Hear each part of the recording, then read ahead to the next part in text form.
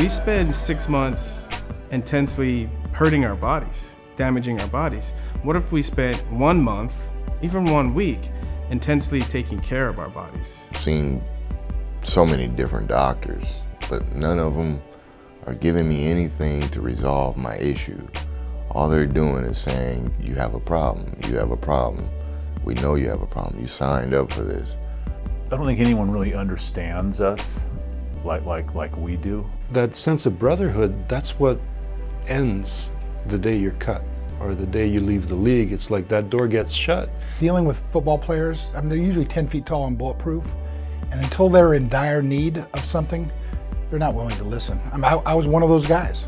We're working with trauma and we're working with the head. It just, for me, that was the first thing. It's obvious football players can benefit from this.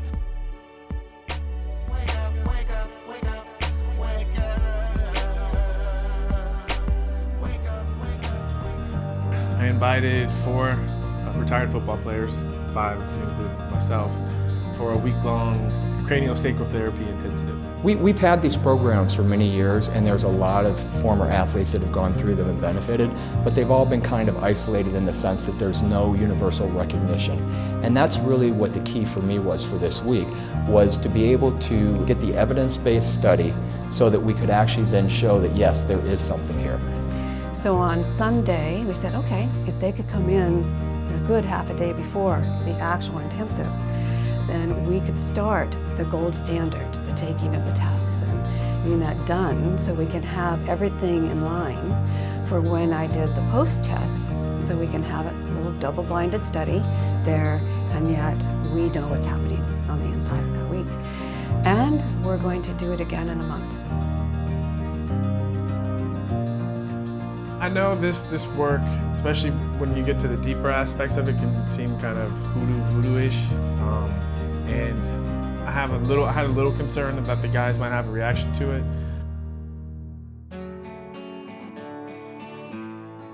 Thank you all for being here. This is a dream come true for me. I really love this work, and having gone through the intensive myself, it really changed so much for me, and it's something I wanted to offer to my colleagues and my friends. And so, I'm just happy to be a part of this, and looking forward to seeing miracles.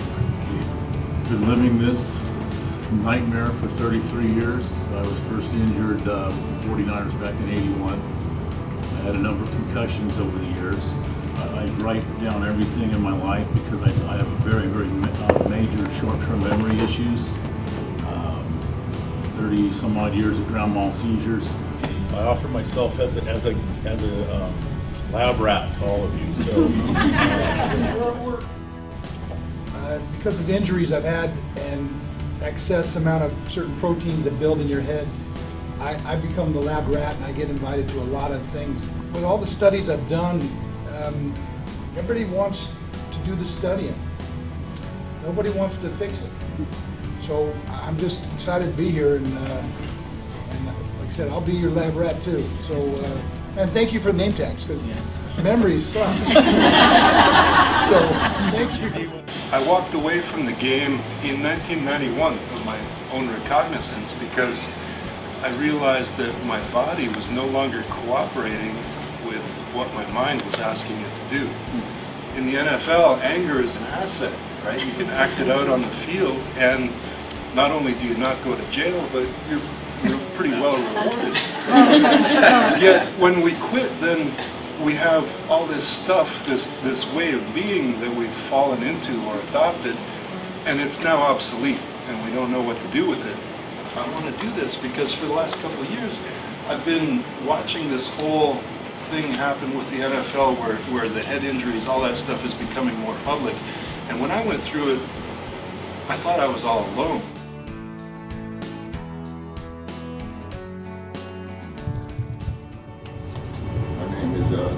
Smith from California. I just need help. Been through a lot. Lost my father, lost close friends. When I walked in that door, I left everything behind me. I was a people mover for 11 years. I moved people at their will. I go through things, emotional, I'm angry, I'm hurt. I try to tackle problems the best way I know how. And sometimes it gets me in trouble. Some days I don't know how much longer I have here. But the only thing is not normal now is me. I just want to be normal. My parents may look scary, but that's from all the hurt and pain that I've been through. And I continue to try to solve it myself, not knowing that it's this many people that care. And I think I can touch a lot of people. Thank you, Rick. I feel like we're brothers again. I don't feel left in the cold.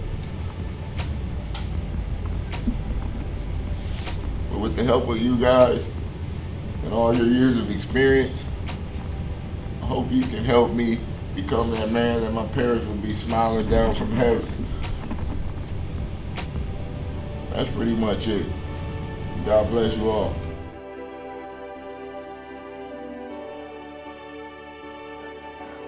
Wake up, wake up, wake up, wake up, wake up. We are all manual therapists, but we are at the same time coming from different avenues of expertise in the manual therapy world. All these passageways have to be open. In osteopathic medicine, it's the idea again of what we are wanting to do is to give the body a clear message. Just getting a sense of, initially it's granular then.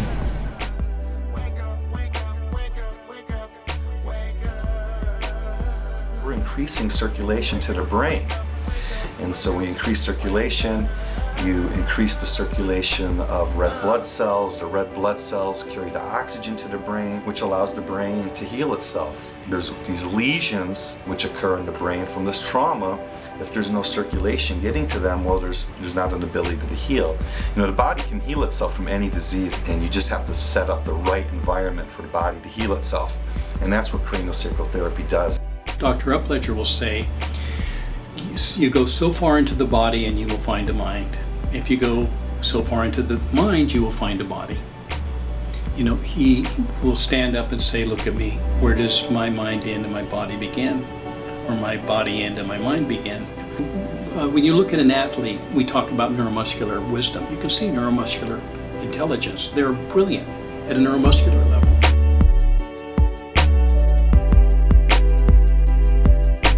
It really kind of came into our consciousness that they're dealing with a lot of the same symptoms that a lot of people with post-traumatic stress deal with. So we had been talking about putting together a pilot program for retired NFL veterans, and actually Junior Seau was a big piece because he played here in Miami, and there were a lot of fans here, and some of our therapists, when he committed suicide, were just like, we think we might have been able to help him. For me, Junior Seau was the turning point. I just was sitting and going, this can't happen to another person because we have so much to offer. Just imagine how many other people out there that we can get to. He did it for a reason. The type of player he was going in first. The type of player I was, I'm gonna stop you from going in. These guys had killed themselves and shot themselves in the chest to preserve their brains so they could understand that. And I still, I'm gonna have to get on the table to deal with this one. It's just, I had no clue.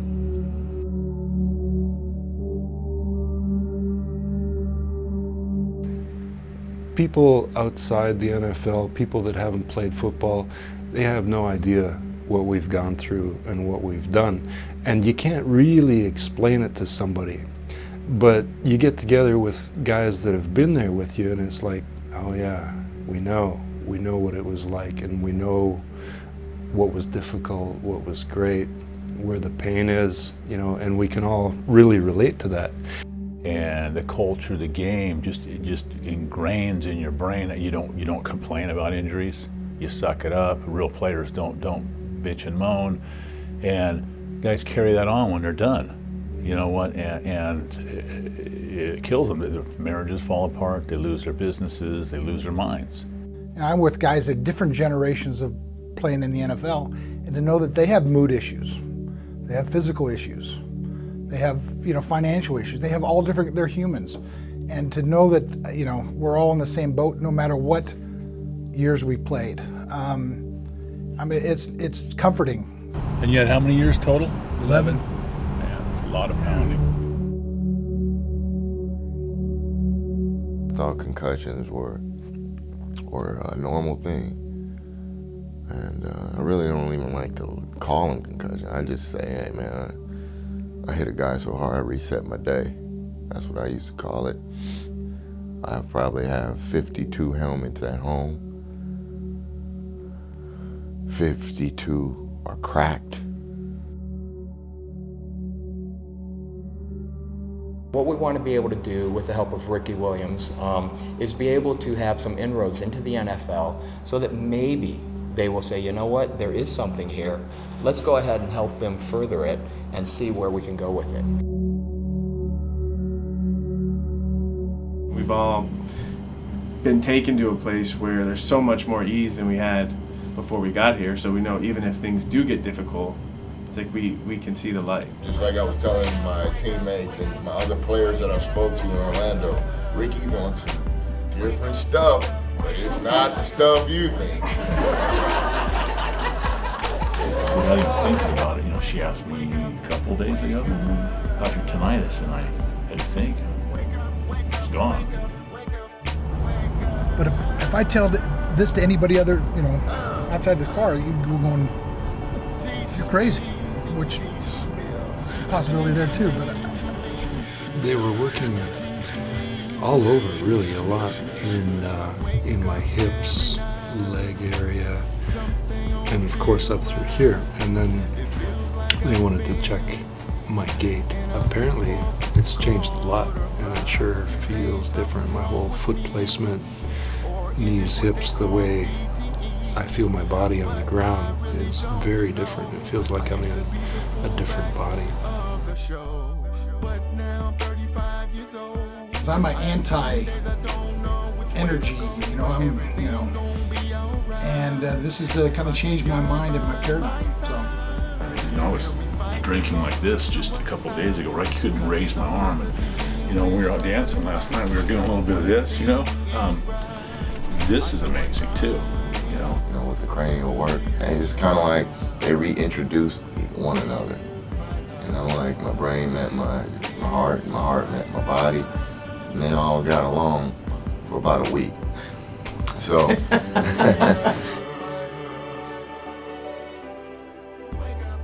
It's bigger than football, it's bigger than concussions. It's really about touch, and you know, during this week it's the physical touch because we're being touched, but it's really, you know, activating this idea that each of us has the capacity to touch someone else. And what really brought that to light was, you know, these skilled therapists who have this amazing perceptive capacity, you know, and to be able to see with their eyes. And I think when you do touch someone, you enable that person to see what you see, which expands what we all can see. Every night, something don't feel right. It feels like I've been in a fourth quarter fly. They say something's wrong with me, or is it what they call CTE? But I really don't know. I used to be the fullback of the show. I can't remember what game it was, but you had your entourage and you're upstairs, third Cowboy Stadium suites. I was all the way at the top? Yeah. I walked right by you and your crew, and everybody said, that's Ricky Williams. I said, man, can't wait to taste some of that.